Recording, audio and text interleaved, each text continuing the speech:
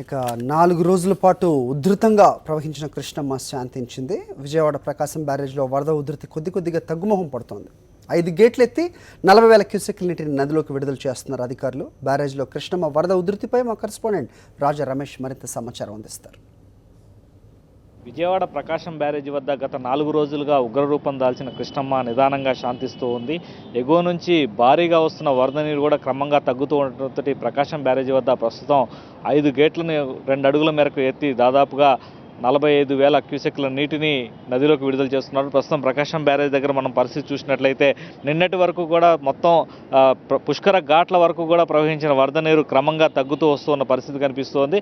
ప్రస్తుతం నిండుకుండలాగా కృష్ణానది ప్రవహిస్తూనే ఉంది. ఈ గత 4 రోజులుగా ప్రకాశం బ్యారేజీ నుంచి సముద్రంలోకి 45,000 క్యూసెక్ల నీటిని విడుదల చేశారు. అంటే దాదాపుగా 40 టీఎంసీల నీరు సముద్రంలోకి వెళ్ళిపోయినట్లయింది. ఇప్పుడు ప్రస్తుతం ప్రకాశం బ్యారేజీ దగ్గర ఉన్న జలాశయంలో 11.5 అడుగుల గరిష్ట నీటి మట్టాన్ని అధికారులు మెయింటైన్ చేస్తున్నారు. ఇక కుడి కాలువ ఎడమ కాలువలకు కూడా మొత్తం 11,000 క్యూసెక్ల నీటిని కూడా విడుదల చేశారు. మొత్తం కాలువలన్నీ కూడా నిండుగా ప్రవహిస్తున్నాయి. అయితే పులిచింతల నుంచి వస్తున్న వరద నీరు కూడా క్రమంగా తగ్గిపోయింది. అయినప్పటికీ కూడా ప్రధానంగా కృష్ణానదికి నీటిని అందించే కట్టలేరు, వైరాయేరు, మున్నేరు ఈ ఏర్లన్నీ కూడా ఇంకా పొంగి ప్రవహిస్తూనే ఉన్నాయి. ఇటు తెలంగాణలో కురుస్తున్న భారీ వర్షాలకు వరంగల్, ఖమ్మం జిల్లాల నుంచి కూడా భారీగా వరద నీరంతా కూడా ఈ ఏర్ల ద్వారా కృష్ణానదికి చేరుతుంది. ఇదంతా కూడా ప్రకాశం బ్యారేజీకి చేరుతున్న నేపథ్యంలో బ్యారేజీకి సంబంధించిన 12 అడుగుల గరిష్ట నీటి మట్టాన్ని కొంతమేరకు తగ్గించి 11.5 అడుగుల వరకే నీటి మట్టాన్ని కొనసాగిస్తూ ఉన్నారు. అయితే ఈ ఏర్ల నుంచి భారీగా కూడా వరద నీరు ఇంకా వస్తూనే ఉన్నట్టుగా అధికారులు కూడా చెప్తున్న నేపథ్యంలో ఈ 15 గేట్లను ఎత్తి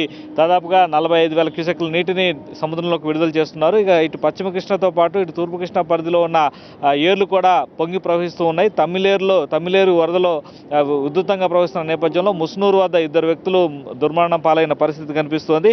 వర్షాల కారణంగా పూర్తిగా అధికార యంత్రాంగం అంతా కూడా అప్రమత్తం అయింది. ఇప్పటికే ఇటు కృష్ణా పరివాహక ప్రాంతంలో ఉన్న లోతట్టు ప్రాంతాలన్నింటినీ కూడా అప్రమత్తం చేయడంతో పాటు ఇటు మచిలీపట్నంలో కూడా ఒక కంట్రోల్ రూమ్ను కూడా ఏర్పాటు చేశారు. వరదలకు సంబంధించిన సమాచారాన్ని ఎప్పటికప్పుడు తెలుసుకోవడంతో పాటు లోతట్టు ప్రాంతాలను అప్రమత్తం చేసేందుకు అధికార యంత్రాంగం అంతా కూడా పూర్తి స్థాయి ఏర్పాట్లు కూడా చేసింది. ప్రధానంగా కృష్ణా నదికి సంబంధించినంత వరకు పులిచింతల నుంచి నీరు రావడం అనేది నిలిచిపోయిన నేపథ్యంలో ప్రస్తుతం వాగులు వంకల ద్వారా వస్తున్న నీటి ద్వారానే ఈ వరదంతా కూడా వచ్చే అవకాశం ఉన్న నేపథ్యంలో కొంతమేరకు ఇవి కూడా రాగల 24 గంటల్లో వర్షాలు కూడా తగ్గితే ఈ వరద కూడా పూర్తి స్థాయిలో నియంత్రణలోకి వస్తుందని అధికార యంత్రాంగం అంతా కూడా అంచనా వేస్తోంది.